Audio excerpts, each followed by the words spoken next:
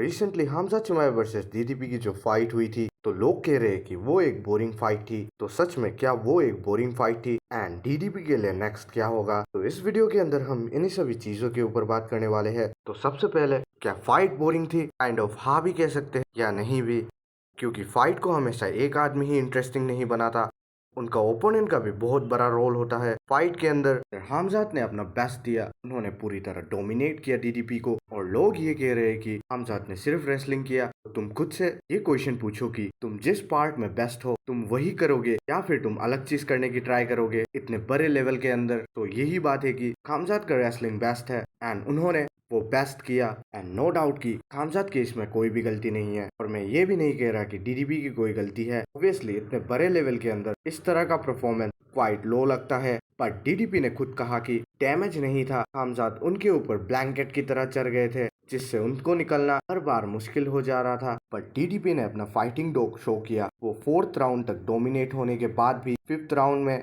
Scramble करके last के मिनटों में हमजात को थोड़ा प्रॉब्लम दिया। अकॉर्डिंग टू माई ओपिनियन मुझे बिल्कुल भी ये फाइट बोरिंग नहीं लगी, इधर काइंड ऑफ मजा ही आया। एक तरफ देखो डीडीपी अगर खामजात को हरा देता, one of the greatest middle weight के अंदर वो काउंट होता, जिधर पिछली फाइट के अंदर Israel Adesanya, Sean Strickland, Robert Whittaker जैसे मिडिल वेट मॉन्स्टर्स को उन्होंने हराया एंड खामजात ने डीडीपी को एक नॉर्मल फाइटर की जैसे शो किया। तो कहाँ से ये फाइट इतनी बोरिंग हुई? लोग कह रहे हैं कि सिर्फ ये बोरिंग थी। ग्राउंड कंट्रोल टाइम देखो, स्ट्राइक्स देखो, हाँ मानता हूँ कि सिग्निफिकेंट स्ट्राइक्स कम थे बट एब्सोल्युटली डोमिनेटिंग परफॉर्मेंस था, जिधर आई थिंक कि ये एक हिस्ट्री होगी यूएफसी के अंदर। एंड कुछ लोग ये भी कह रहे हैं कि खामजात का कार्डियो अभी भी टेस्ट नहीं हुआ। मैन और चाहिए क्या तुम्हें? इधर खामजात ने पूरे वर्ल्ड को रॉन्ग प्रूव किया। जिस भी यूट्यूबर के वीडियो को उठा लो, और यहाँ तक कि एमएमए फाइटर्स भी ये कह रहे थे कि राउंड 1-2 के बाद खामजात का चांस बहुत ही ज्यादा लो है। बट आप सब ने देखा ही है कि खामजात ने 5th राउंड तक क्या किया डीडीपी के साथ। तो hats off to Khamzat Chimaev. And और एक क्वेश्चन, इधर लोग यहीं पर कंफ्यूज हो रहे हैं कि उनको इजीली टॉप पोजीशन मिल गया था डीडीपी के ऊपर एंड उनका कार्डियो इतना ज्यादा यूज नहीं हुआ जैसे कि गिलबर्ट बर्न्स के फाइट में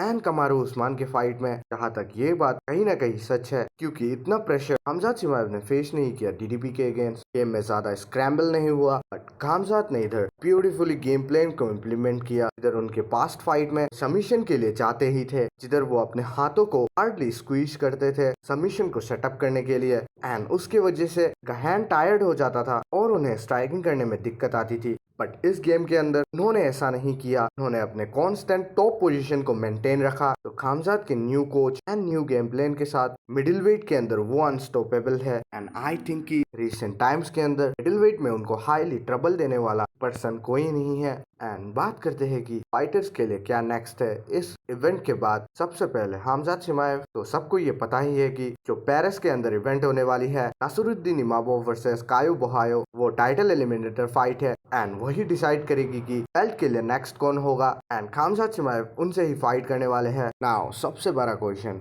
व्हाट नेक्स्ट फॉर डीडीपी? मेरे अकॉर्डिंग बताओ तो हमजात चिमाएव अगर फर्स्ट राउंड के अंदर डीडीपी को सबमिट कर देते या फिर नॉकडाउन कर देते तो उनका विल पावर इतना ज्यादा नहीं ब्रेक होता। बट आई थिंक कि इस फाइट के बाद का मोटिवेशन, उनका विल पावर कहीं ना कहीं बहुत ही ज्यादा ब्रेक हुआ है, जिधर हमजात ने ये शो किया कि उनको सबमिशन की भी जरूरत नहीं है, नॉकडाउन की भी जरूरत नहीं है। डीडीपी को बीट करने के लिए उनका constant pressure and top control ही काफी है। आई थिंक कि डीडीपी को एक ले ऑफ लेना चाहिए और नेक्स्ट फाइट आरडीआर से फाइट करनी चाहिए, जो कि बेस्ट रहेगा, जिधर दोनों का फाइटिंग स्टाइल कहीं ना कहीं सिमिलर है एंड आरडीआर रेसलिंग को बहुत पसंद करते हैं। इस ले ऑफ के अंदर डीडीपी अपने ग्राउंड गेम को और इम्प्रूव कर सकते हैं। ड्रिकस डु प्लेसिस के नेक्स्ट फाइट टॉप कंटेंडर से ही होगी, जिधर टॉप में उन्होंने सभी को बीट किया है। तो रेनियर डे रीडर एक बेस्ट ऑप्शन रहेंगे, और नहीं तो नासरुद्दीन इमामोव वर्सेस कायो बोहायो में जो बीट होता है वो भी एक अच्छा ऑप्शन होगा। बट मेरे ओपिनियन से रेनियर डे रीडर बेस्ट है। तो इस वीडियो के अंदर इतना ही, मिलते हैं किसी ऐसे ही दूसरे वीडियो के अंदर। वीडियो अच्छा लगे तो लाइक और सब्सक्राइब जरूर से कर देना और मुझे ये बताना कि ऐसे टॉपिक्स के ऊपर वीडियो बनाऊं या फिर न्यूज रिलेटेड।